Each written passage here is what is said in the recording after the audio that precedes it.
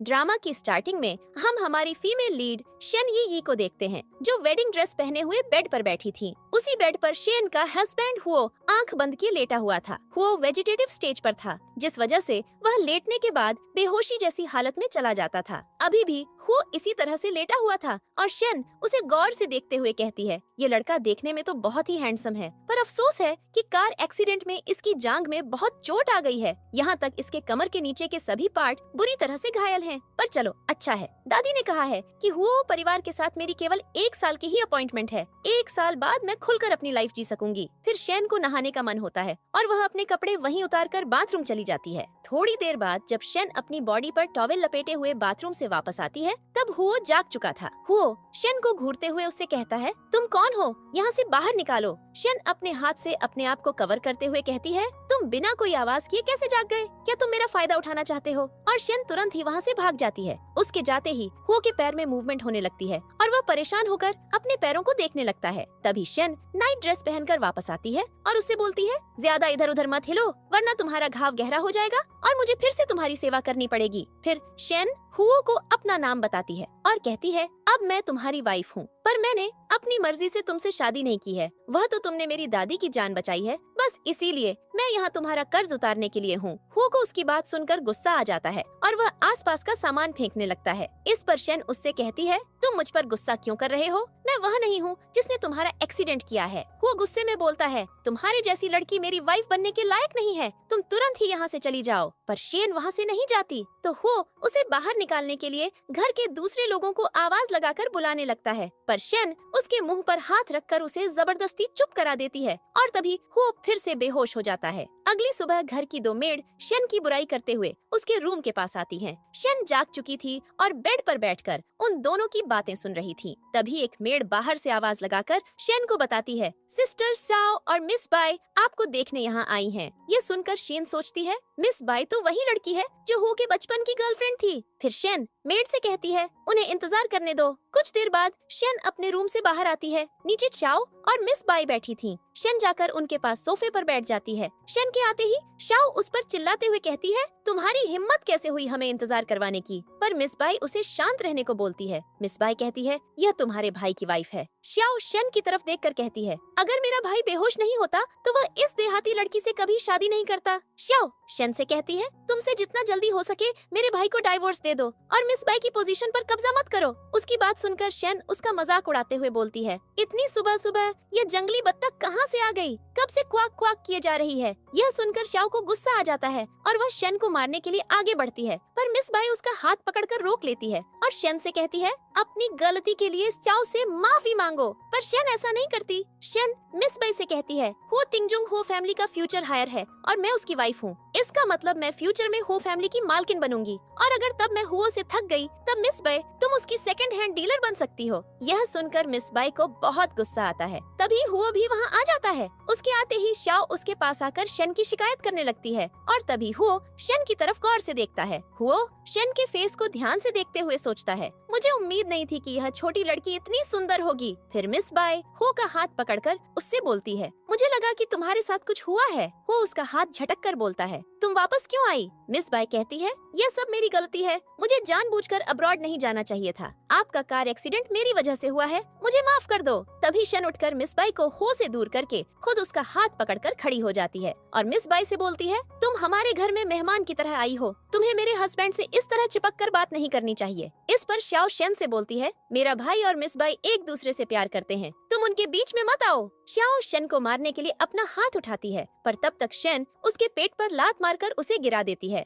फिर हुओ उनका झगड़ा बंद करवाते हुए शाओ से बोलता है, अब तुम दोनों को जल्दी ही यहाँ से चले जाना चाहिए। फिर हुओ उन दोनों को छोड़ने जाता है। इसके बाद हम हुओ और मिस बाई को कार में देखते हैं। मिस बाई फिर से हुओ का हाथ पकड़ती है, पर वह मिस बाई का हाथ अपने हाथ से हटा देता है और बोलता है, अब दोबारा मेरे विला में मत आना, तुम्हें मेरी वाइफ को परेशान करने की परमिशन नहीं है। मिस बाई कहती है, मैं जानती हूँ तुम अभी भी मुझसे प्यार करते हो। हुआ कहता है, मैं तुमसे प्यार नहीं करता, वह तो तुम्हारे भाई ने मेरी जान बचाई थी, इसलिए मैंने तुम्हें अपने घर में आने और रहने की इजाजत दी थी। मिस बाई बोलती है, तुम अभी मुझसे नाराज हो इसलिए ऐसा बोल रहे हो, पर मैं तुम्हारे शांत होने का इंतजार करूंगी। फिर हुओ मिस पे और अपनी बहन को उनके घर के पास छोड़कर वहाँ से चला जाता है। आगे हम शन को उसकी फ्रेंड के साथ एक क्लब में देखते हैं। शन की फ्रेंड उससे पूछती है, मैंने सुना है कि तुमने जिस आदमी से शादी की है वो वेजिटेटिव स्टेज पर है और रात में जाग नहीं सकता। शन बोलती है, किसने कहा कि वह जाग नहीं सकता? वह शादी की रात में जाग गया था। शन की फ्रेंड बोलती है, इसका मतलब फिर तुम दोनों के बीच कुछ हुआ होगा। शन बताती है,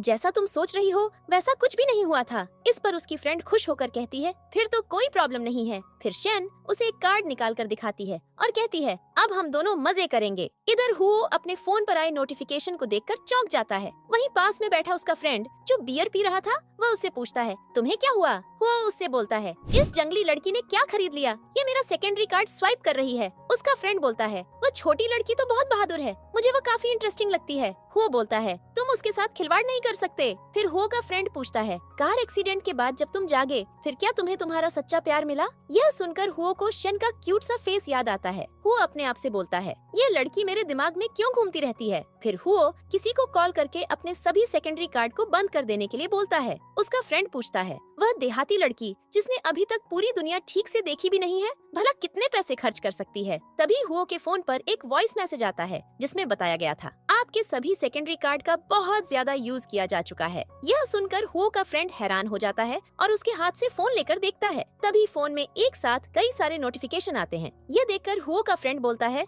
उस लड़की ने आधे घंटे से भी कम समय में कार्ड का इतना ज्यादा इस्तेमाल कैसे कर लिया? इधर शेन जो क्लब में पार्टी कर रही थी वहाँ आए लोगों से बोलती है, आज की रात जिसे जो परचेज करना है कर लो, सबका बिल मैं पे कर दूंगी। फिर शेन अपनी फ्रेंड के साथ बेफिक्र होकर डांस करने लगती है। तभी हुओ और उसका फ्रेंड शेन को ढूंढते हुए क्लब में आ जाते हैं। फिर हम मिस बाई को देखते हैं जो फोन पर किसी से बात कर रही थी। मिस बाई कहती है, उसे पकड़कर मार दो, मैं उसे इस लाइफ में दोबारा कभी नहीं देखना चाहती। अगर तुम इस काम को अच्छी तरह से करते हो तो मैं तुम्हें 5 मिलियन और दूंगी। फिर मिस बाई कॉल कट करके अपने आप से बोलती है, शेन तुमने मुझसे लड़ने की हिम्मत की है, अब मैं तुम्हें मार दूंगी। यहाँ 2 लोग शेन को पकड़कर ले जा रहे थे। शेन उनसे पूछती है, तुम लोग मुझे कहाँ ले जा रहे हो? वे दोनों लोग शेन को कार में बिठाने की कोशिश करते हैं, पर तभी शेन उन दोनों को मार कर गिरा देती है। फिर वहाँ एक लड़का जिसका नाम चीफे था कुछ लोगों को लेकर वहाँ आ जाता है। कुछ देर बाद हम देखते हैं कि चीफे शेन की गर्दन को अपने हाथ से पकड़कर खड़ा था और उसके सामने ही हुओ खड़ा था। चीफे हुओ से बोलता है, अगर तुम इस लड़की को बचाना चाहते हो तो तुम्हें इसके बदले हमें 5 अरब देने होंगे। हुओ शेन के लिए 5 अरब देने को तुरंत ही तैयार हो जाता है। जैसे ही पैसे चीफे के पास ट्रांसफर होते हैं वह शेन के कान में कहता है, छोटी बहन जब तुम्हें पैसे मिल जाएंगे फिर मैं पहला कदम उठाऊंगा। फिर वे शेन को छोड़ देते हैं और वहाँ से चले जाते हैं। शेन हुओ को पकड़कर उससे बोलती है, वे लोग मेरा पर्स ले गए, उसमें 10 हीरे थे जो मैंने अभी खरीदे थे, अगर तुम पहले यहाँ आ गए होते तो ऐसा नहीं हुआ होता। फिर हुओ शेन को वहाँ से अपने साथ ले जाता है। इसके बाद हम वह सीन देखते हैं जब चीफे कुछ लड़कों को लेकर शेन के सामने आया था। चीफे शेन को देखते ही पहचान जाता है कि यह तो मेरे रिलेटिव की बेटी है और वह सभी लोगों को उसे छोड़ने को कहता है। तभी शेन वहाँ से हुओ को गुजरते हुए देखती है और चीफे से बोलती है, तुम मुझे बांध दो। चीफे बोलता है, मैं ऐसा नहीं कर सकता। शेन कहती है, बकवास मत करो, क्या तुमने उस आदमी को देखा? तुम मुझे पकड़कर उससे 5 मिलियन युआन की फिरौती मांगना, बाद में हम 50-50 बांट लेंगे। फिर हुओ वहाँ आ जाता है और शेन किडनैप होने का नाटक करती है। इसके बाद हम हुओ और शेन को देखते हैं। हुओ शेन को लाकर सोफे पर बिठा देता है और कहता है, तुम यह जो बार डांसर की तरह कपड़े पहनती हो इसीलिए तुम्हारा किडनैप हुआ है। शेन टेबल पर रखी बियर उठाकर पीने लगती है तो हुओ उसके हाथ से पैग लेकर कहता है, मैं यहाँ तुमसे जरूरी बात कर रहा हूँ और तुम बियर पी रही हो। फिर हुओ कहता है, मैंने तुम्हारे लिए 5 अरब खर्च किए हैं, अब हम दोनों का स्कोर बराबर है। शेन बोलती है, हिसाब किताब निपटाने से तुम्हारा क्या मतलब है? और मैं तो तुम्हें तब भी पसंद नहीं करती थी जब तुम बेहोश थे। मैंने तुम्हारी खुशी के खातिर तुमसे शादी की थी। क्या तुम्हारे 5 अरब मेरे इस एहसान से ज्यादा है? वो उससे बोलता है, क्या तुम जानती भी हो कि 5 अरब कितना होता है? शेन पूछती है, क्या 5 अरब बहुत है? हूँ उससे परेशान होते हुए कहता है, तुम जल्दी यहाँ से घर जाओ। शेन क्लब से निकलकर बाहर आती है। तभी कुछ गुंडे उसका रास्ता रोककर खड़े हो जाते हैं। शेन उनसे पूछती है, तुम लोग कौन हो? उनमें से एक लड़का बोलता है, मैं टाइगर लॉर्ड हूँ, मैं अभी तुम्हारे साथ ऐसा करूँगा जो तुम सोच भी नहीं सकती। तब तक वहाँ शाओ और मिस बाई भी आ चुके थे। उन लोगों को शेन को छेड़ते हुए देख मिस बाई उसे बचाने के लिए शाओ से हुओ को बुलाकर लाने को कहती है। शाओ के वहाँ से जाते ही शेन उस गुंडे को मारकर गिरा देती है और वह दर्द से चिल्लाने लगता है। इधर शाओ हुओ के पास आकर उसे गुंडों के बारे में बताती है। हुओ तुरंत ही क्लब के बाहर आ जाता है।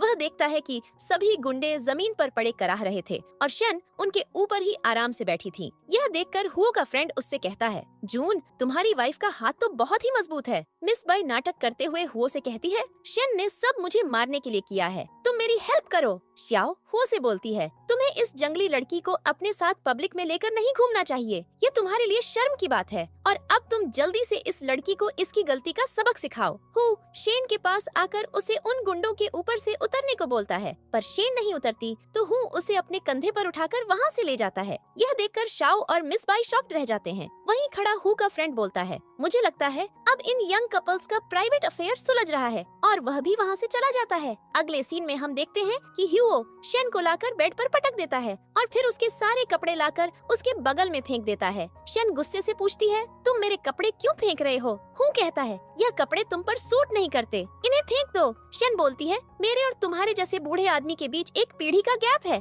और अब से तुम्हें मेरे कपड़े छूने की परमिशन नहीं है। हु बोलता है, अगर मैं इतना बीमार नहीं होता तो तुम्हें डाइवोर्स दे देता, लेकिन अब तुम मेरी वाइफ हो, इसलिए तुम्हें इन गंदे कपड़ों को फ्यूचर में पहनने की परमिशन नहीं है। शेन बोलती है, अगर तुम चाहते हो कि मैं तुम्हारी बात मान जाऊं तो चलो एक अपॉइंटमेंट करते हैं। अब से 1 साल तक तुम्हें मुझसे चीट करने की परमिशन नहीं है और मैं भी तुम्हारे साथ अच्छे से कॉर्पोरेट करूंगी। अब से 1 साल बाद तुम मुझे ब्रेकअप फीस दोगे। हु कहता है, क्या तुम सच में पैसों के लिए ऐसा करती हो? ठीक है, अपनी बात याद रखना। फिर हुओ वहाँ से चला जाता है। अगले सीन में हम शेन को घर के गार्डन में चेयर पर आराम करते हुए देखते हैं। तभी वहाँ श्याओ और मिस बाई भी आती हैं। श्याओ आते ही शेन पर चलते हुए कहती है, मैंने सुना है कि दादाजी है हयान स्कूल में प्रिंसिपल को खोजने गए थे। तुम हमारी फैमिली के लिए एक अनल की लड़की हो। तुमने हुओ फैमिली में आते ही 5 अरब खर्च करवा दिए। तुम अब जल्दी ही यहाँ से निकल जाओ। शेन बोलती है, मैं किसी स्कूल जाने को तैयार नहीं थी। इसके अलावा मैं अपने हस्बैंड के पैसे खर्च कर रही हूँ। श्याओ बोलती है, मेरा भाई अभी भी मिस बाई को पसंद करता है। शेन बोलती है,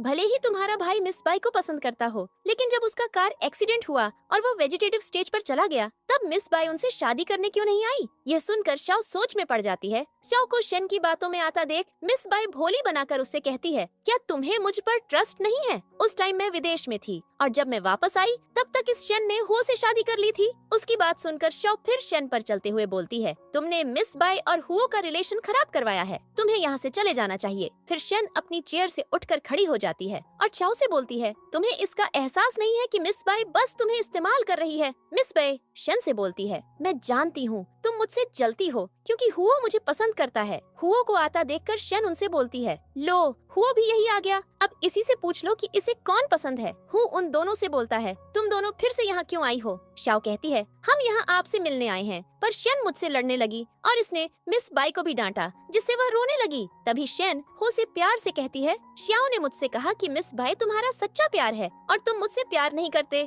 डियर हस्बैंड, क्या यह सच है कि तुम मुझसे प्यार नहीं करते? हुओ बोलता है, नहीं ऐसा नहीं है। शेन फिर बोलती है, श्याओ ने मुझे यह भी कहा कि मैं देहात की एक जंगली लड़की हूँ और तुम्हें केवल हाई एजुकेटेड लोग ही पसंद हैं। क्या ऐसा है? इसका जवाब फिर से नहीं था। हुओ बोलता है, तुम मेरी वाइफ हो, मेरा सब कुछ तुम्हारा है। श्याओ हुओ से कहती है, यह जंगली लड़की तुम्हें बहका रही है। तभी शेन हुओ से प्यार से बोलती है, हस्बैंड मैं बहुत थक गई हूँ, मुझे अब आराम करने जाना है, क्या आप मुझे गोद में उठाकर ले जा सकते हैं? फिर हुओ उसे गोद में उठाकर वहाँ से ले जाता है। मिस बाई यह देखकर और जल जाती है। इसके बाद हम देखते हैं कि हुओ शेन को रूम में लेकर आता है और उससे कहता है, मिस बाई के ज्यादा करीब मत जाओ, वह कोई ऐसी लड़की नहीं है जिसके साथ तुम मजाक कर सको। शेन कहती है, मैं उसके करीब नहीं जाऊंगी, वह तुम्हारी प्यारी सी लाडली है जो मुझसे परेशान है। हुओ बोलता है, बकवास मत करो और मुझे लगता है कि तुम उससे जेलस हो। तभी शेन का पैर लड़खड़ा जाता है और वह नीचे गिरती। इससे पहले हुओ उसका हाथ पकड़कर उसे अपने करीब कर लेता है। कुछ देर वे दोनों एक दूसरे की आंखों में ही देखते रहते हैं। फिर शेन उस पर से अपना ध्यान हटाते हुए बोलती है,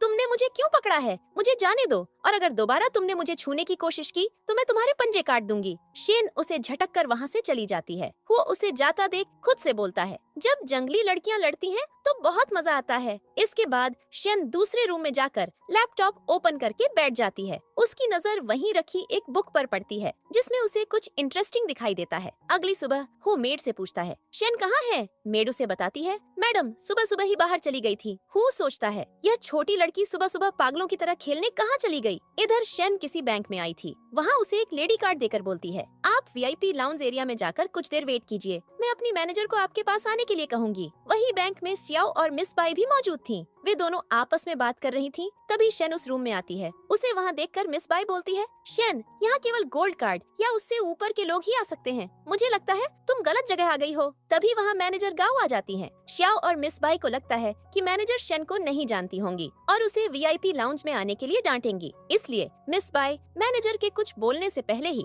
अच्छी बनने के लिए मैनेजर गाओ को शेन का इंट्रोडक्शन देते हुए बोलती है, यह देहाती लड़की कुछ देर यहाँ मेरे साथ आराम करने के लिए आई है। उसकी बात सुनकर गाओ मिस बाई से कहती है, मिस बाई, मेरे सभी कस्टमर VIP हैं और उनकी कीमत करोड़ों में है, इसलिए आपको उनके बारे में कुछ भी बोलने की परमिशन नहीं है। शेन मिस बाई से कहती है, तुम्हें मेरा इंट्रोडक्शन करवाने की जरूरत नहीं है और मैं तुम्हें एक एडवाइस देती हूँ, तुम अपनी यह छोटी मोटी चालाकियाँ छोड़ दो, वरना मैं जंगल से बे फैमिली को पूरी तरह से मिटा दूंगी। फिर हम देखते हैं कि शेन बैंक से बाहर निकल कर आ जाती है। वहीं रास्ते में एक बूढ़ी औरत अपने चेस्ट पर हाथ रखे बैठी थी। शेन दौड़कर उसके पास आती है और बूढ़ी औरत का हाथ पकड़कर देखने पर उसे पता चलता है कि उन्हें हार्ट प्रॉब्लम है। शेन अपने पास से एक मेडिसिन निकालकर उस बूढ़ी औरत को खाने के लिए देती है। तभी उसकी कोई कॉल करके बताता है, तुम्हारी दादी विदेश से वापस आ गई हैं। फिर सामने बैठी बूढ़ी औरत शेन से प्यार से पूछती है, तुम्हारा नाम क्या है बेटी? तभी हुओ उसे पीछे से आवाज लगाकर बुलाता है। शेन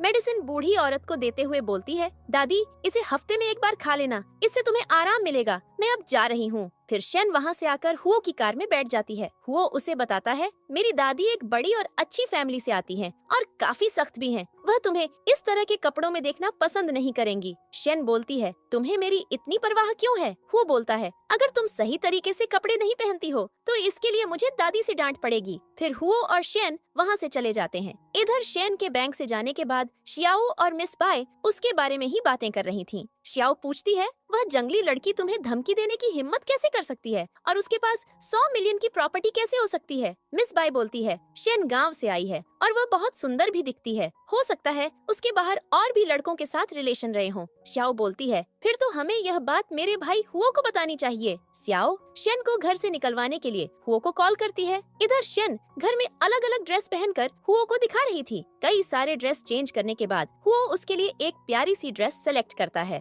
अगले सीन में हम हुओ की पूरी फैमिली को एक साथ देखते हैं। वहाँ हुओ की दादी, दादा, अंकल, आंटी और छोटी बहन शाओ भी मौजूद थीं। तभी दादी नाराज होते हुए दादा से बोलती हैं, मैं कुछ टाइम के लिए विदेश गई थी और तुमने चुपचाप हुओ की शादी करवा दी।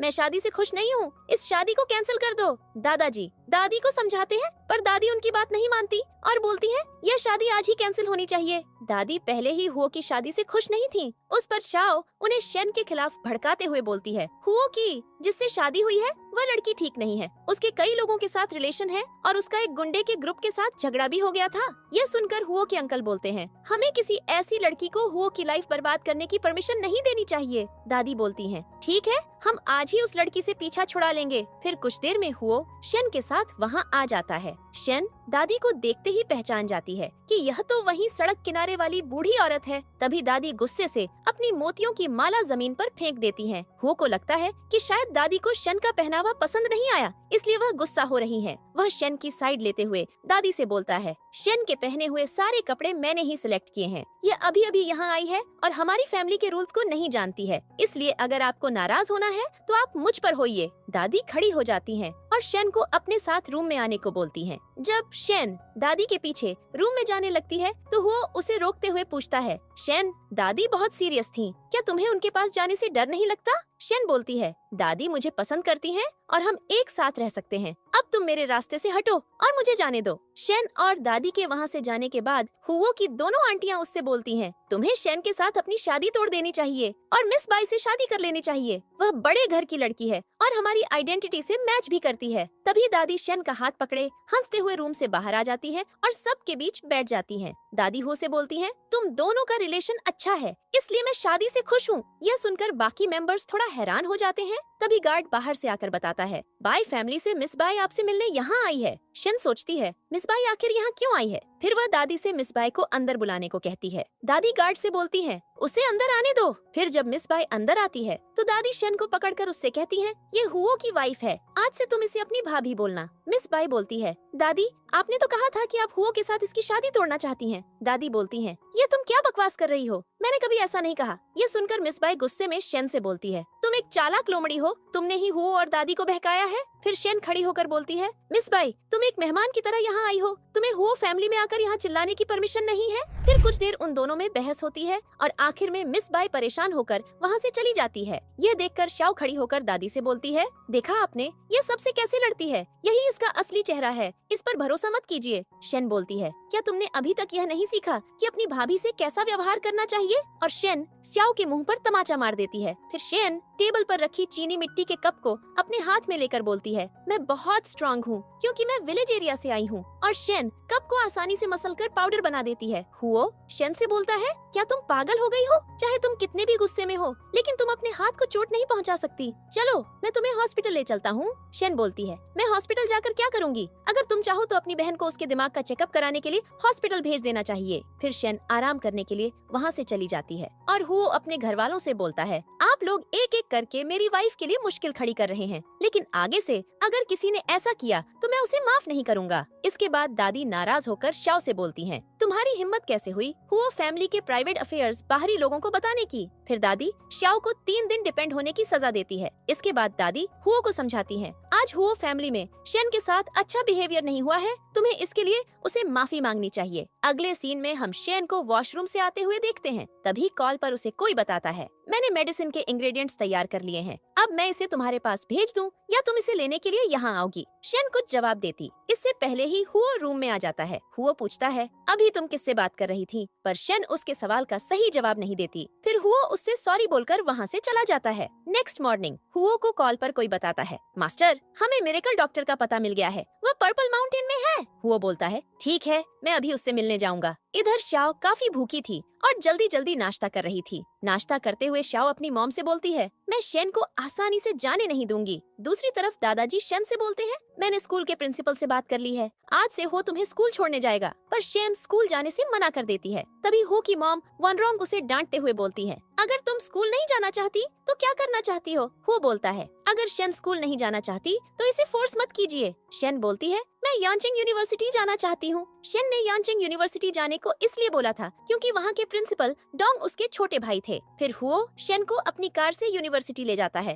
रास्ते में हुओ शेन से कहता है, मेरे फादर की बहुत पहले डेथ हो गई थी, तुम्हें मेरी माँ से अच्छा बिहेवियर करना चाहिए। शेन बोलती है, जब तक वह मुझसे प्यार करेंगी मैं भी उन्हें परेशान नहीं करूंगी, लेकिन अगर उन्होंने मुझे नुकसान पहुँचाया तो मैं भूल जाऊंगी कि वह कौन है। फिर शेन कार से उतरकर यूनिवर्सिटी के अंदर चली जाती है। आगे हम देखते हैं कि शेन चेयर पर बैठी होती है। तभी प्रिंसिपल डोंग आकर उसे परेशान होते हुए बोलते हैं, आप यांचिंग यूनिवर्सिटी क्यों आई हैं? आप जैसे जीनियस को मेरा स्कूल कैसे पढ़ा सकता है? शेन बोलती है, मैं यहाँ एक ऑर्डिनरी स्टूडेंट की तरह आई हूँ, तुम मेरी क्लास 13 में जाने की अरेंजमेंट करवा दो। वहीं यूनिवर्सिटी की 3 लड़कियाँ जो शेन को परेशान करने का प्लान बना रही थीं, उनसे शेन को परेशान करने के लिए सियाओ ने ही कहा था। फिर जब शेन अपनी क्लास में जाने लगती है तो उन लड़कियों में से एक, जिसका नाम छाओ शान था, वह शेन को बाहर ही रोककर धमकी देते हुए बोलती है, तुम देहाती लड़की हो, तुम्हारी हमारे साथ बैठकर पढ़ने की औकात नहीं है। अगर तुम समझदार हो तो क्लास 13 से तुरंत बाहर निकल जाओ, वरना तुम्हारे साथ अच्छा नहीं होगा। शेन आगे बढ़ते हुए बोलती है, क्या तुम मरना चाहती हो?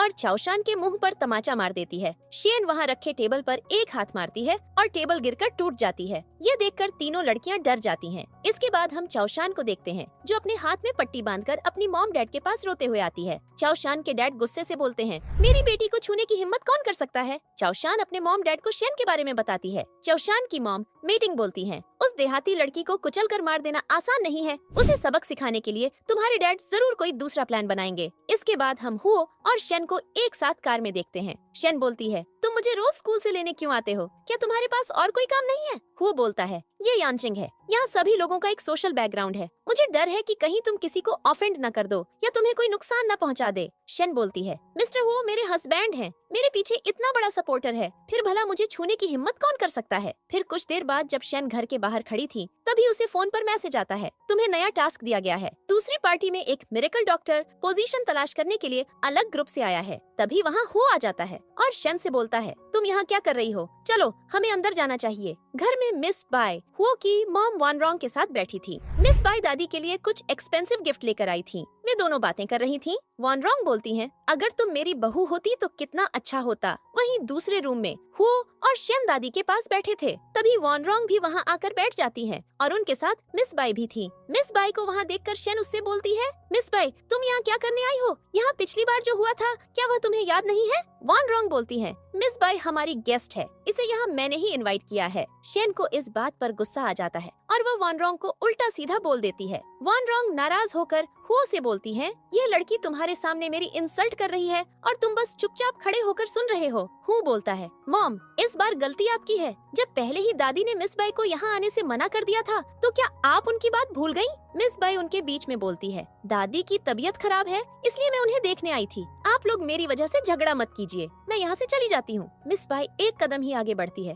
और लड़खड़ा कर जमीन पर गिर जाती है। वान रॉन्ग हुओ से बोलती है, तुम खड़े होकर देख क्या रहे हो? मिस बाय के पैर में चोट लगी है, इसे जल्दी से हॉस्पिटल लेकर जाओ। पर शेन उसे हॉस्पिटल जाने से मना कर देती है और कहती है, हॉस्पिटल जाने की कोई जरूरत नहीं है। शेन बोलती है, जब मैं छोटी थी तब मैंने अपनी दादी से हड्डी सेटिंग मालिश सीखी थी, मैं मिस बाय का पैर अभी ठीक कर दूंगी। फिर शेन मिस बाय का पैर पकड़कर हल्के से मोड़ देती है। मिस बाय को थोड़ा सा दर्द होता है। शेन बोलती है, डरो मत, मैं ये तुम्हारे अच्छे के लिए ही कर रही हूँ। देखो तुम कितनी सुंदर हो, पर अगर तुम लंगड़ी हो गई तो कितना बुरा लगेगा। फिर शेन मिस बाय का पैर ठीक करने के बाद अपने बेडरूम में आ जाती है। शेन बोलती है, तुम्हारी पुरानी स्वीट हार्ट का इलाज करने में मेरा हाथ लगभग थक गया है। हुओ शेन के ऊपर झुकते हुए बोलता है, क्या तुम्हें उससे जलन होने लगी है और क्या तुम मुझसे प्यार करने लगी हो? शेन उसे खुद से दूर हटाते हुए कहती है, मैं और तुमसे प्यार करूंगी? टॉयलेट में एक मिरर है, जाकर उसमें अपना मुंह देख लो। तुम जैसे बुढ़े आदमी मेरे जैसी छोटी फूल जैसी लड़की के लायक नहीं हो। वो दोबारा उसके ऊपर झुककर उसे किस करने की कोशिश करता है, पर शेन उसके मुंह पर तमाचा मार देती है और फिर उसे खुद से दूर करके बोलती है,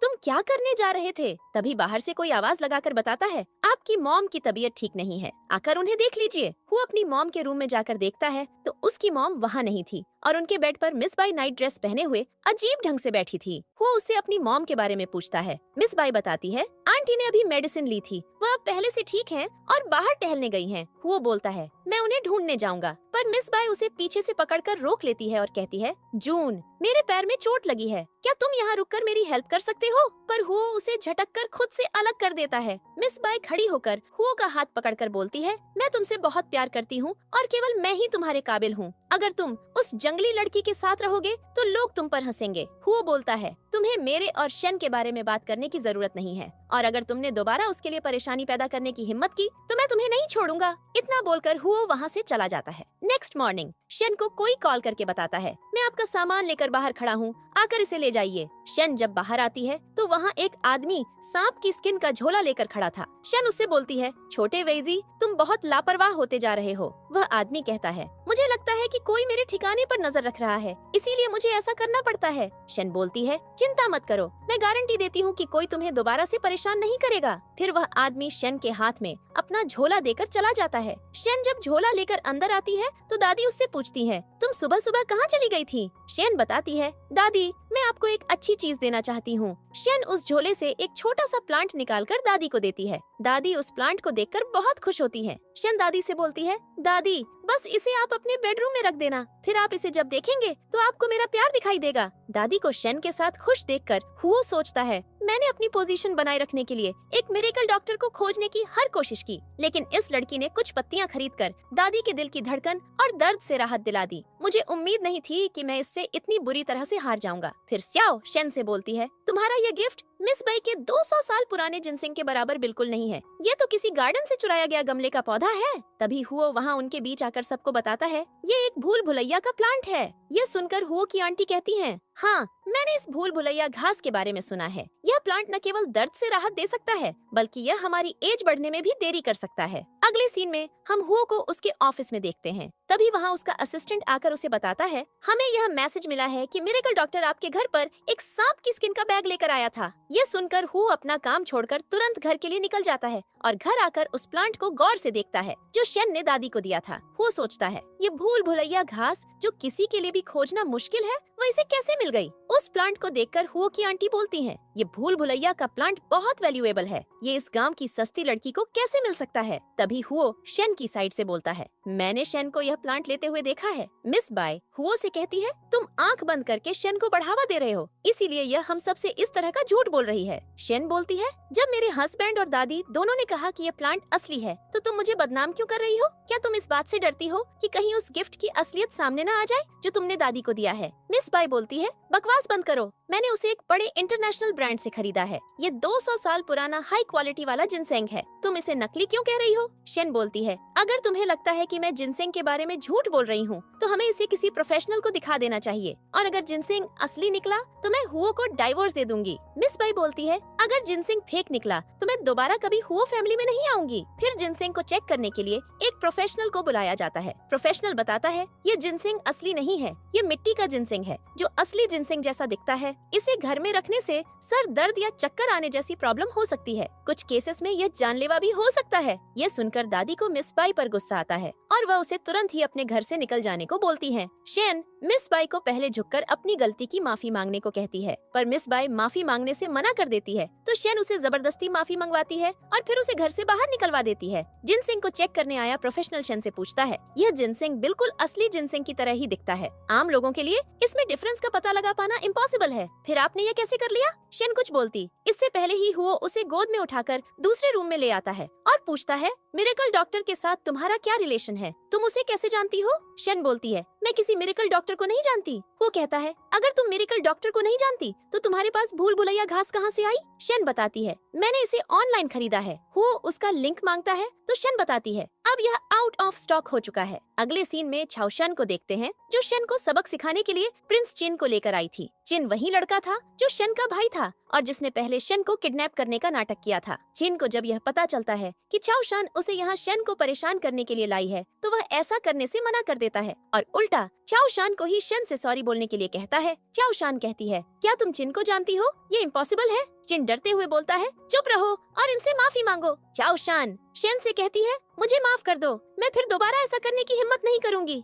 फिर छाओशान वहाँ से भाग जाती है और शेन वहीं रुककर चिन से बात करने लगती है। श्याओ उन दोनों को एक साथ देख लेती है और हुओ को कॉल करके बताती है। श्याओ बोलती है, भाई कुछ गड़बड़ है, मैंने भाभी को पेंटिंग एग्जीबिशन के बाहर उनके किडनैपर के साथ देखा है, तुम जल्दी यहाँ आओ। इसके बाद हम कुछ देर पहले का सीन देखते हैं। जब शेन पेंटिंग एग्जीबिशन में आई थी, तभी छाओशान उसके पास आकर उससे बहस करने लगती है और बोलती है, मैंने प्रिंस चिन को कॉल किया है, वह जल्दी यहाँ आकर तुम्हें सबक सिखाएगा। ये सुनकर शेन की फ्रेंड बोलती है, मैंने सुना है चिन बहुत ही बुरा आदमी है, पर बाद में चिन शेन का भाई ही निकलता है। इसके बाद शेन चिन के साथ एग्जीबिशन में अपनी पेंटिंग देखने लगती है। तभी वहाँ हीरो आ जाता है। उसके आते ही शेन नाटक करते हुए चिन से कहती है, अब मेरे हस्बैंड यहाँ आ गए हैं, तुम मुझे परेशान करना बंद करो और यहाँ से चले जाओ, वरना यह तुम्हें नहीं छोड़ेंगे। चिन तुरंत ही वहाँ से निकल जाता है। वो कहता है, वह तुम्हें परेशान कर रहा था, पर मुझे तो लगता है कि तुम दोनों एक दूसरे को जानते हो। शेन बोलती है, ऐसा नहीं है। फिर हुओ उसे गोद में उठाकर ले आता है और कार में बिठा देता है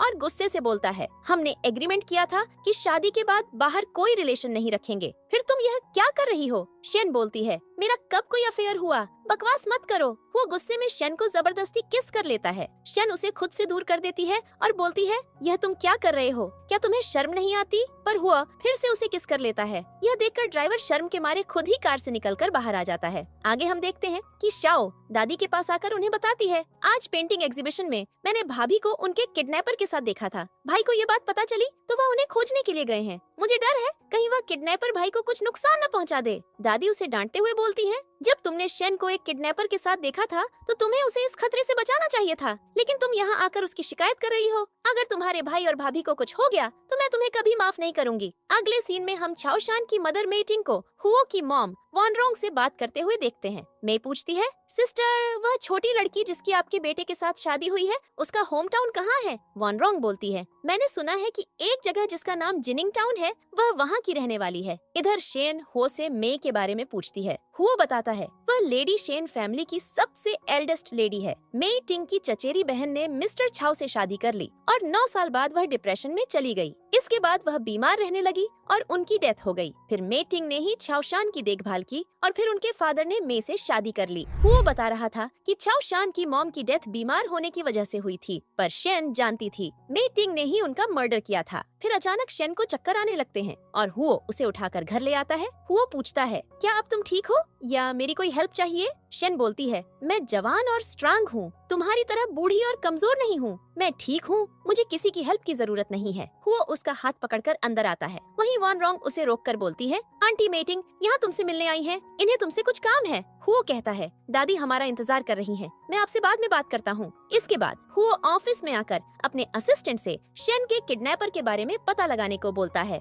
शेन बेड पर सो रही थी। दादी उसे देखकर हुओ से बोलती है, शेन फिर से किडनैपर से उलझ गई थी, ऐसे टाइम में तुम्हें इसका अच्छे से ख्याल रखना चाहिए। हुओ कहता है, दादी आप चिंता मत कीजिए, शेन मेरी वाइफ है, मैं इसकी अच्छे से देखभाल करूंगा। ऑफिस में हुओ का असिस्टेंट उसे बताता है, इसके पीछे का मास्टरमाइंड मिस बाई है। हुओ कहता है, बाई कॉर्पोरेशन के साथ हमारे जितने भी प्रोजेक्ट थे उन्हें कैंसिल कर दो। शेन अपने बेडरूम में थी, तभी दादी उसके पास आकर कहती है, बेटा तुम अभी तक सोई क्यों नहीं? शेन कहती है, मिस बाई ने मुझे फिर से कॉल किया था और फोन की रिंगटोन से मेरी आंख खुल गई और फिर मेरा सर दर्द होने लगा। दादी बोलती है, मिस बाई सच में बहुत बेशर्म है, तुम्हें उसे डरना नहीं चाहिए, उसका जवाब देना चाहिए। शेन बताती है, ये हुओ का फोन है और मिस बाई उसे कॉल कर रही है। दादी कहती है, अगर वह फिर से तुम्हें परेशान करे तो मुझे बताना, मैं इस पर कोई डिसीजन लूंगी। फिर दादी वहाँ से चली जाती है और शेन कॉल पिक करके मिस बाई से बोलती है, तुम इतनी रात में मेरे हस्बैंड को क्यों कॉल कर रही हो? वो अभी बेड से उठकर नहाने के लिए वॉशरूम गए हैं। मिस बाई चौंक कर बोलती है, तुम जून के साथ बेड पर कैसे सो सकती हो? शेन बोलती है, इसमें हैरान होने वाली क्या बात है, हम एक मैरिज कपल हैं और अगर तुम्हें रात में अकेलापन महसूस होता है तो मैं तुम्हारे लिए 2 कुत्ते भेज दूंगी। यह सुनकर मिस बाई को बहुत गुस्सा आता है और शेन हंसते हुए उसका कॉल काट देती है और तब तक हुओ वहाँ आ जाता है। आगे हम देखते हैं कि कुछ लोग शेन की फ्रेंड को किडनैप करके शेन को रात में एक गोदाम में आने को बोलते हैं। शेन कहती है, मैं आ जाऊंगी, तुम मेरी दोस्त को कुछ मत करना। शेन वहीं खड़े एक लड़के को बाइक से गिराकर उसकी बाइक लेकर वहाँ से चली जाती है। वह लड़का हुओ को कॉल करके बताता है, मैं यानचिंग स्कूल के गेट पर ही था, तभी एक लड़की मेरी बाइक छीन कर ले गई। मेरे बगल के क्लासमेट ने बताया कि उसका नाम शेन है। हुओ अपने असिस्टेंट को बुलाकर उससे कहता है, मिस्टर शो के प्रोजेक्ट के लिए किसी और को भेज दो, मैं शेन को तलाश करने जा रहा हूँ। फिर हम कल रात का सीन देखते हैं जब शेन मिस बाई की कॉल काट देती है और तभी हुओ वहाँ आ जाता है और उसे जबरदस्ती किस करने लगता है। तभी दादी वहाँ आ जाती है और हुओ को डांटते हुए बोलती है, तुम फिर से इसे क्यों तंग कर रहे हो? शेन ड्रामा करते हुए दादी से बोलती है, दादी इसने अभी मुझे मिस बाई को डांटते हुए देख लिया और वह मुझ पर गुस्सा हो गया, अच्छा हुआ कि आप यहाँ आ गईं। हुओ अपनी सफाई देने की कोशिश करता है पर दादी उसे डांटकर वहाँ से भगा देती है। इधर मिस बाई किसी को कॉल करके बोलती है, कल तुम सब वैसा ही करना जैसा मैं कहूँ। आगे हम देखते हैं कि रात का समय था और शेन बाइक लेकर अपनी फ्रेंड के किडनैपर के पीछे जा रही थी। शेन वहाँ आती है तो देखती है कि वो मिस बाई है जिसने उसकी फ्रेंड को पकड़ रखा था। मिस बाई बोलती है, आखिरकार तुम यहाँ आ ही गई। शेन बोलती है, मेरी फ्रेंड को जाने दो। शेन की फ्रेंड बोलती है, शेन तुम यहाँ से चली जाओ, मुझे अकेला छोड़ दो वरना यह लोग तुम्हें मार डालेंगे। शेन मिस बाई से कहती है, मैं तुम्हें आखिरी मौका देती हूँ, मेरी फ्रेंड को जाने दो। मिस बाई कहती है, पहले तुम मेरे सामने घुटने टेककर मुझसे माफी मांगो। तभी शेन उन लड़कों के ऊपर कुछ फेंक कर मारती है और वे बेहोश होकर गिर जाते हैं। यह देखकर मिस बाई हैरान हो जाती है और शेन से कहती है, क्या तुम एक चुड़ैल हो? तुमने इन्हें मारने के लिए कौन सा तरीका अपनाया है? शेन मिस बाई की तरफ बढ़ने लगती है और तभी मिस बाई उसके मुंह पर कोई नशीली दवा डाल देती है जिससे शेन बेहोश होकर वहीं गिर जाती है और उसके मुंह से ब्लड निकलने लगता है। मिस बाई शेन को चाकू मारने के लिए आगे आती है। अभी शेन की फ्रेंड रस्सी से खुद को खोल लेती है और धक्का देकर मिस बाई को गिरा देती है। मिस बाई दोबारा खड़ी होकर शेन को मारने के लिए आती है। तब तक शेन खड़ी होकर मिस बाई की गर्दन पकड़ लेती है। मिस बाई हैरान होकर कहती है, तुम खड़ी कैसे हो सकती हो? ये तो इम्पॉसिबल है। तभी मिस बाई का साथी गोदाम में आग लगा देता है। शेन अपनी फ्रेंड को बचाने के लिए बिना डरे आग के अंदर चली जाती है। कुछ ही देर में हुओ अपने असिस्टेंट के साथ वहाँ आ जाता है और वहाँ इतनी भयंकर आग देखकर शेन के लिए परेशान होता है। मिस बाई वहीं जमीन पर पड़ी थी। वो हुओ से बोलती है, मुझे बचाओ। हुओ गुस्से में बोलता है, बताओ शेन कहाँ है? तुमने उसके साथ क्या किया? मिस बाई झूठ बोलते हुए कहती है, इसने मुझे यहाँ बुलाकर जान से मारने की कोशिश की। पर हुओ उसकी बात नहीं मानता और शेन को खोजने के लिए जलते हुए गोदाम के अंदर जाने लगता है पर उसका असिस्टेंट उसे आग में जाने से जबरदस्ती रोक लेता है। तभी शेन अपनी फ्रेंड को लेकर गोदाम के बगल से निकलती है। शेन की हालत ठीक नहीं लग रही थी और उसकी फ्रेंड काफी घायल थी। शेन को देखकर हुओ की आंखों में आंसू आ जाते हैं। फिर हुओ उसे गोद में उठाकर भागते हुए घर ले जाता है और मिस बाई वहीं पड़ी पड़ी रोती रहती है। आगे हम देखते हैं कि मिस बाई बेड पर लेटी थी। डॉक्टर इसका चेकअप करके ह्यूओ को बताते हैं इन्हें जहर दिया गया है। हुओ परेशान होकर कहता है जल्दी से जहर का इलाज करो। डॉक्टर बताते हैं इनमें जो जहर है उसे मैं ठीक नहीं कर सकता, इसे केवल आप ठीक कर सकते हैं। फिर डॉक्टर वहाँ से चले जाते हैं। शेन जहर के नशे में लेटी हुई थी। हुओ उससे कहता है डॉक्टर ने कहा है इस जहर को केवल तुम्हारे हस्बैंड ही ठीक कर सकते हैं। मैं तुम्हारी जान बचाने के लिए ये करने जा रहा हूँ, तुम मुझे गलत मत समझना। फिर हो शेन के लिप्स पर प्यार से किस करता है और यह नाइट वह दोनों साथ में स्पेंड करते हैं। नेक्स्ट मॉर्निंग शेन हुओ को अपने बगल में लेटा देखती है तो लात मारकर उसे नीचे गिरा देती है। शेन बोलती है तुम मेरे बेड पर क्या कर रहे हो? हु पूछता है तुम्हें याद नहीं है कल रात क्या हुआ था? शेन सोचती है जब कल रात हुओ मुझे गोद में लेकर भागा था उसके बाद से मुझे कुछ भी याद नहीं है। शेन बोलती है मैं कल अपनी फ्रेंड को बचाने गई थी। हुओ डरते हुए बोलता है क्या तुम्हें जरा सा भी सेंस है? जब तुम वहाँ मुसीबत में थी तो क्या मुझे कॉल नहीं कर सकती थी? क्या तुम अपने हस्बैंड को कुछ भी नहीं मानती हो? शेन कहती है तुम मुझे लेकर इतना परेशान क्यों हो जाते हो? कहीं तुम्हें मुझसे प्यार तो नहीं हो गया? हु बोलता है ऐसा कुछ नहीं है, मुझे बस तुम्हारे जैसे छोटे बच्चों पर दया आती है और तुम अभी मेरी वाइफ हो इसलिए तुम्हें प्रोटेक्ट करना मेरी रिस्पांसिबिलिटी है। शेन बोलती है लेकिन तुम इस बात को याद रखना कि मुझे तुम्हारे जैसे बूढ़े अंकल पसंद नहीं है। फिर वह दोनों झगड़ा करना शुरू कर देते हैं और तभी दादा दादी उनके बेडरूम में आ जाते हैं और उन्हें झगड़ा करते हुए देखते हैं। शेन दादी से बोलती है हुओ मुझे धमका रहा था। दादाजी बोलते हैं तुम चिंता मत करो, मैं अब इसकी सारी प्रॉपर्टी फ्रीज कर दूंगा और अगर ये फ्यूचर में तुम्हें परेशान करेगा तो मैं इसे एक पैसा भी नहीं लेने दूंगा। शेन रोने का नाटक करते हुए दादी से कहती है जब से मिस बाई ने मुझे नुकसान पहुंचाने की कोशिश की है तब से मैं बहुत डरी हुई हूँ। हुओ को कहो कि यहाँ से बाहर जाए। दादी हुओ से बोलती है तुमने सुना नहीं शेन ने क्या कहा? तुम तुरंत ही यहाँ से बाहर निकलो। हुओ अपने रूम से निकालकर बाहर आता है। तभी उसकी मॉम जो शेन के लिए सूप बनाकर ले जा रही थी हुओ को रोककर उससे पूछती है तुम कहाँ जा रहे हो? तुम्हें तो अभी शेन के साथ रहना चाहिए था, उसका ख्याल रखने के लिए। क्या तुम मिस बाई को ढूंढने जा रहे हो?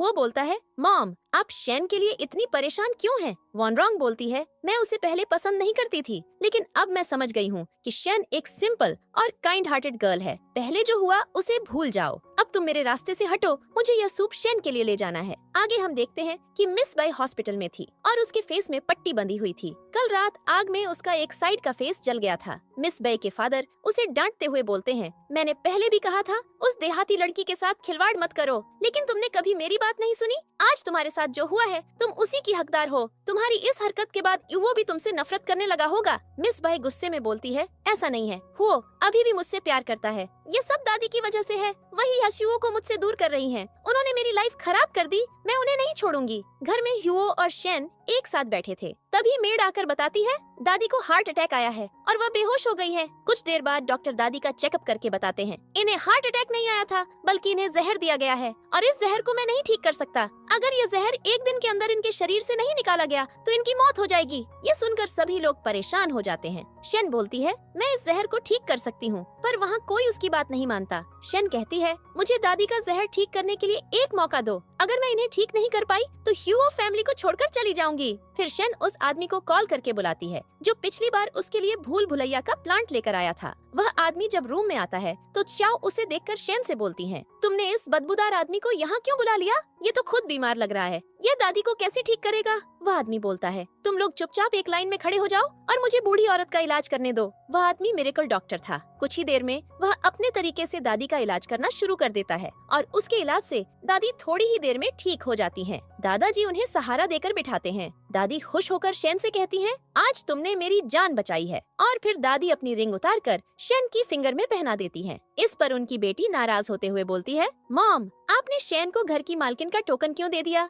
दादी कहती हैं क्योंकि शेन इसके काबिल है। दादी शेन से बोलती हैं मैं अब बूढ़ी हो गई हूँ, फ्यूचर में तुम्हें ही हो फैमिली को संभालना है। इसके बाद हम दादा दादी और शेन को एक साथ देखते हैं। दादा शेन से पूछते हैं वह आदमी जो कल तुम्हारी दादी को ठीक करने आया था, तुम उस मिरेकल डॉक्टर को कैसे जानती हो? शेन बताती है वो मेरे घर के पास ही रहता था, इसलिए मैं उसे बचपन से जानती हूँ। फिर हुओ और शेन अपने रूम में आ जाते हैं। हुओ फिर शेन से उस मिरेकल डॉक्टर के बारे में पूछता है, पर शेन उसको कोई सही जवाब नहीं देती। फिर हुओ उसे पकड़कर किस करने लगता है, पर उससे पहले ही वहाँ उसका असिस्टेंट आ जाता है। असिस्टेंट बोलता है आपकी दादी को जहर देने वाली मिस बाई है, वही आपकी फैमिली को नुकसान पहुँचाने पर तुली हुई है। ये सुनकर हुओ को मिस बाई पर बहुत गुस्सा आता है। अगले सीन में हम एमी एटिंग और शेन को एक साथ बात करते हुए देखते हैं। मीटिंग शेन से बोलती है, पहली बार जब मैंने तुम्हें देखा तब तुम मुझे बहुत जानी पहचानी सी लगी। घर जाकर मैंने तुम्हारे बारे में सोचा और तब मुझे याद आया कि तुम मेरी ही बेटी हो। तुम्हारी पीठ पर एक बटरफ्लाई के शेप का बर्थ मार्क है। शेन सोचती है,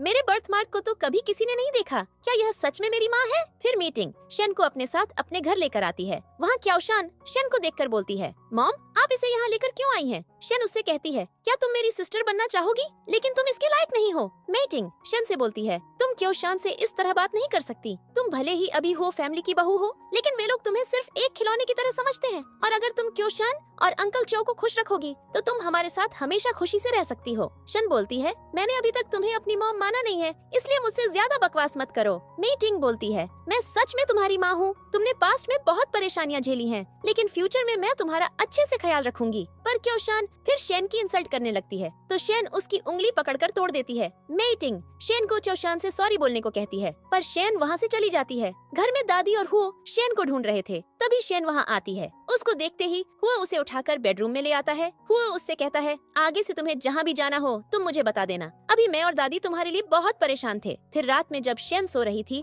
तब हुओ चुपके से आकर उसके साइड में लेट जाता है। नेक्स्ट मॉर्निंग जब शेन हुओ को अपने बेड पर सोते हुए देखती है तो उसके ऊपर पानी डाल देती है। उन दोनों की आवाज सुनकर दादी और दादा भी उनके रूम में आ जाते हैं। दादी हुओ के ऊपर पानी देखकर शेन से बोलती है, शायद इसने कल रात ज्यादा पानी पी लिया होगा, इसलिए नींद में बिस्तर गीला कर दिया। पर तुम परेशान मत हो, ये कोई बड़ी प्रॉब्लम नहीं है, ये ठीक हो जाएगी। दादी दादा से कहती हैं, डॉक्टर ली को कॉल करके हियो का चेकअप करने के लिए बुला लो। फिर दादी शेन को अपने साथ नीचे सूप पिलाने के लिए ले जाती है। हुओ चिल्लाकर उनसे बोलता है, रुको, कोई मेरी बात भी तो सुन लो। पर तब तक सभी लोग वहाँ से जा चुके थे। इसके बाद हम दादी और वॉनरोंग को घर के बाहर खड़े हुए देखते हैं। तभी हुओ आकर उनसे पूछता है, आप लोग यहाँ क्यों खड़ी हैं? दादी उसे बताती है, मीटिंग हमारी शेन को अपने साथ ले गई है। उन्होंने कहा कि वह इसकी मॉम है, पर मुझे वह औरत ठीक नहीं लगती। तुम जाकर शेन वापस ले आओ। इधर मीटिंग और मिस्टर छाओ शेन को कार से अपने घर लेकर आते हैं। मीटिंग उससे बोलती है, अंकल छाओ अपनी मीटिंग छोड़कर तुम्हें यहाँ लेने आए हैं।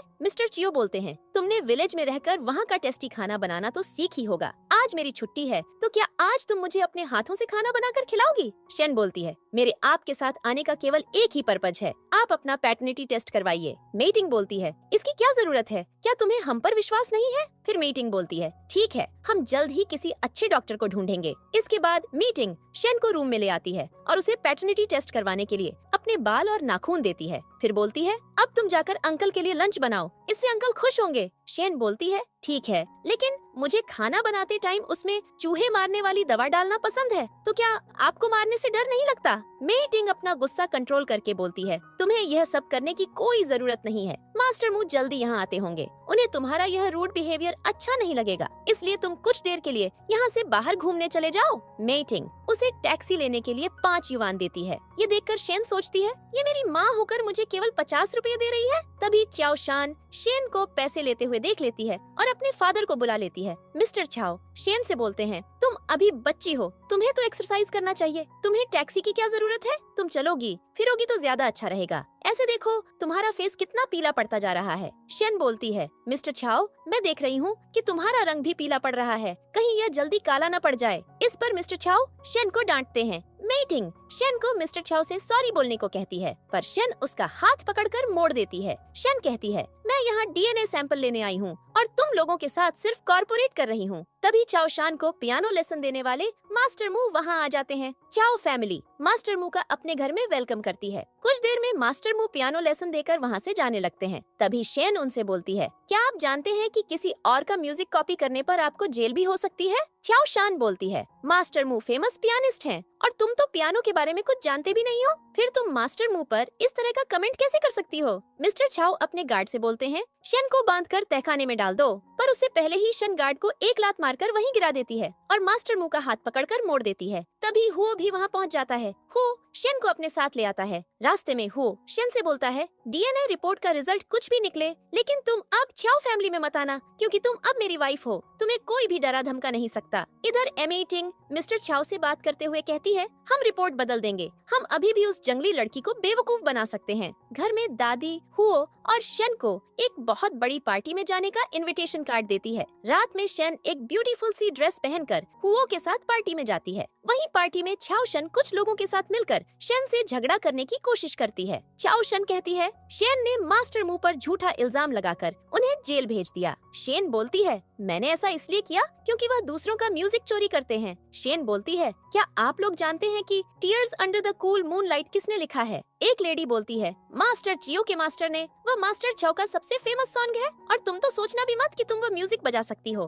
पर तभी शेन उन लोगों को वो म्यूजिक प्ले करके सुनाती है। म्यूजिक सुनते ही छो शेन के पास भागते हुए आता है और बोलता है मास्टर आप सच में यहाँ हैं? आज फाइनली मेरी आपको देखने की विश पूरी हो गई। तभी हो भी वहाँ आ जाता है और छाओ को शेन के पास से हटाकर सबके सामने ही उसके लिप्स पर किस कर लेता है। पार्टी में मौजूद सभी लोग जान जाते हैं कि शेन हो की वाइफ है और मिस्टर छाओ की मास्टर भी। फिर हो और शेन घर वापस आ जाते हैं। हो फैमिली में सभी लोग यह जानकर खुश थे कि शेन पियानो मास्टर है। नेक्स्ट मॉर्निंग कोई शेन को कॉल करके बताता है डीएनए रिपोर्ट पॉजिटिव नहीं है। आप और मेटिंग का एक दूसरे से कोई लेना देना नहीं है। फिर शेन गार्डन में आती है। वहाँ मेटिंग और मिस्टर छाओ उसे लेने आए थे। मेटिंग बोलती है अब रिपोर्ट आ गई है, अब तुम्हें मेरे साथ चलकर रहना चाहिए। शेन बोलती है डीएनए रिपोर्ट के अकॉर्डिंग आप मेरी माँ नहीं है। ये सुनकर मेटिंग रोने का नाटक करने लगती है। हुओ उनके लिए जूस मंगवाने को कहता है तो शेन बोलती है मेटिंग के लिए जूस मंगाने की क्या जरूरत है, इनके लिए तो नल का पानी ही काफी होगा। ये सुनकर मेटिंग को गुस्सा आ जाता है और वह शेन को चिल्लाते हुए वहाँ से चली जाती है। बाहर आकर मेटिंग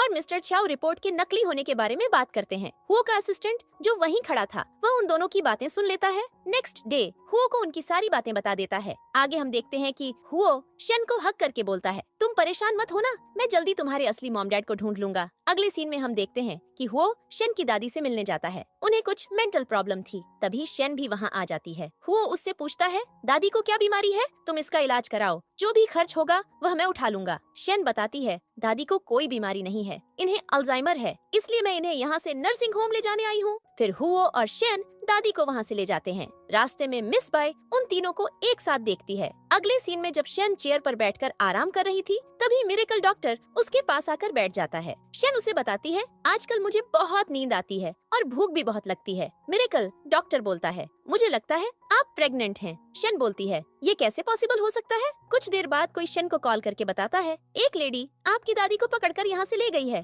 शेन तुरंत मिरेकल डॉक्टर के साथ अपनी दादी को ढूंढने के लिए वहाँ से निकल जाती है। हुओ का असिस्टेंट कॉल करके उसे बताता है मैडम और मिरेकल डॉक्टर एक साथ कार लेकर अभी अभी घर से बाहर निकले हैं। इधर शेन और मिरेकल डॉक्टर एक खाली बिल्डिंग में आते हैं और तब तक हुओ भी शेन को तलाश करने के लिए ऑफिस से निकल चुका था। शेन उस बिल्डिंग के अंदर आती है तो देखती है मिस बाय ने उसकी दादी को पकड़ रखा था। मिस बाय शेन से बोलती है अगर तुम चाहती हो कि मैं तुम्हारी दादी को छोड़ दूं तो ये चाकू उठाकर खुद को मार लो, वरना मैं इस चाकू से तुम्हारी दादी को मार डालूंगी। शेन चाकू उठा लेती है और बोलती है तुम ये सब क्यों कर रही हो? ये सुनकर शेन थोड़ा आगे आ जाती है। मिस बाय बोलती है अगर तुमने आगे आने की कोशिश की तो मैं इस बूढ़ी औरत को नीचे धकेल दूंगी। शेन उससे कहती है हुओ भी मेरे साथ यहाँ आया है। ये सुनकर मिस बाय बोलती है जून यहाँ है लेकिन आज मैंने अच्छे कपड़े नहीं पहने हैं और मेकअप भी नहीं किया है, इस तरह मैं उसके सामने कैसे आ सकती हूँ? तभी शेन उसका ध्यान भटकाकर उसे धक्का दे देती है और दादी को छुड़ा लेती है। मिस बाय चाकू लेकर शेन को मारने के लिए आगे बढ़ती है और तभी हुओ बीच में आ जाता है और चाकू उसके हाथ में लग जाती है। हुओ को चाकू लगने से